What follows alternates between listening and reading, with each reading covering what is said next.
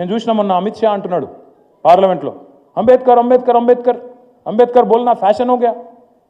బరాబర్ ఫ్యాషనే, తప్పేమున్నది. అంబేద్కర్ మంచి చేసిండు కాబట్టి బరాబర్ ఆయన గురించి మాట్లాడుకోవాలి. మీలాగా చెడు చేయలే, మీలాగా దేశాన్ని గబ్బు పట్టియలే, మతం పిచ్చి లేపి పిచ్చోళ్ళని చేసి దేశంలో వేరే ముచ్చట లేకుండా చేసి మతం మాత్రమే ఉన్నది ఇంకేం లేదు దేశంలో అన్నట్టు గబ్బు లేపలే దేశాన్ని. మంచి కోసం ఆలోచించిండు, ఆయన కోసం ఆయన ఆలోచించుకోలే. ఆయన కావాలంటే ప్రపంచంలో ఎక్కడైనా సెటిల్ కావచ్చు.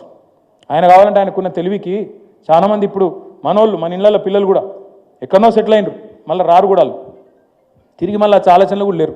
వస్తావురా భయ నన్ను అడిగితే మా దోస్తులను వాళ్ళని వీళ్ళను ఏముందని ఆడుకొస్తే మళ్ళీ చుట్టాలు గిట్టాలు అంతా సతాయిస్తారు, ఈడనే మంచిగా సుకూన్ ఉన్నది.